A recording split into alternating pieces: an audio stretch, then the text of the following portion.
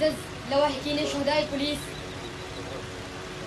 جناب کمشنر صاحب، جناب RPO صاحب، جناب لیفٹیننٹ کمانڈر صاحب، جناب ڈپٹی کمشنر صاحب، جناب DPO صاحب، معزز مہمانان گرامی و تمام سیکورٹی فورسز، پولیس نوجوانان و افسران، میری طرف سے آپ سب کو السلام علیکم۔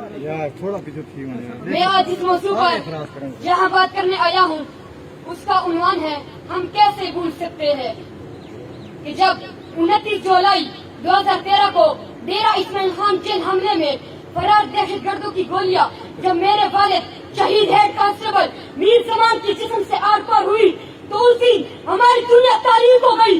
یوں محسوس ہوتا تھا جیسے آسمان ہمارے سروں سے ہٹ گیا ہے، زمین ہمارے پیروں سے نکل چکی ہے، ہمارے گھر کا سربراہ مٹی تلے دفن ہو چکا تھا۔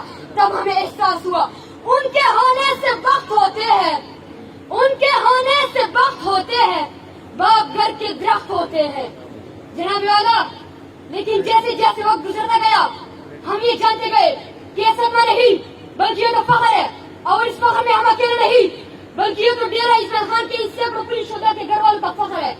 آج جب بازار کھلے ہیں، گلی محلے آباد ہے، انہیں شہدا پولیس کی بدولت۔ اس میں SSP شہید ایجاد نمیات سے لے کر شہید کی شوکت محنت تک ایک لمبی فہرست ہے جو تعداد میں 190 سے تجاوز کر چکی ہے، اور پشاور کے بعد سب سے زیادہ شہدا پولیس ڈیرہ اسماعیل خان کی پولیس کے ہے۔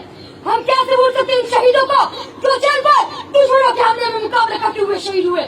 ہم کیسے بھول سکتے ہیں ان جوانوں کو جو سول اسپتال میں دہشت گردی کا نشانہ بنتے رہے لیکن اپنا فرض نبھاتے رہے؟ ہم کیسے بھول سکتے ہیں ان شہیدوں کو جو پولیو ڈیوٹیوں کے دوران اپنے بچوں کی یتیم کروا چکے ہیں لیکن ہزاروں بچوں کی زندگیاں معذور ہونے سے بچا رہے ہیں؟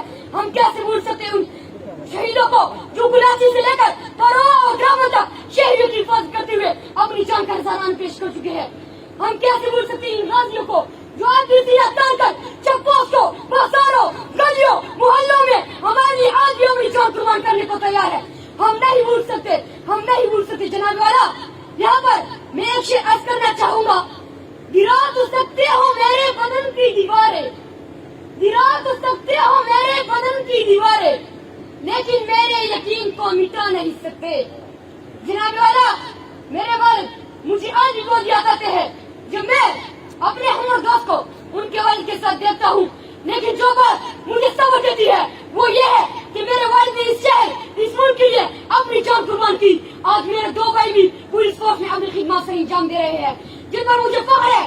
جناب والا، میں بھی پولیس کو فورس نہیں کروں گا اور اپنی شہید والی طرح ملک پاکستان کے لیے اپنی جان قربان کرنے سے نہیں ہٹوں گا، اور دشمن کو بتا دوں گا ظلم کیسے ہوتا ہے دیکھو نظر کے سامنے، ظلم کیسے ہوتا ہے دیکھو نظر کے سامنے، سینہ تان کے کڑا ہوں جبر کے سامنے۔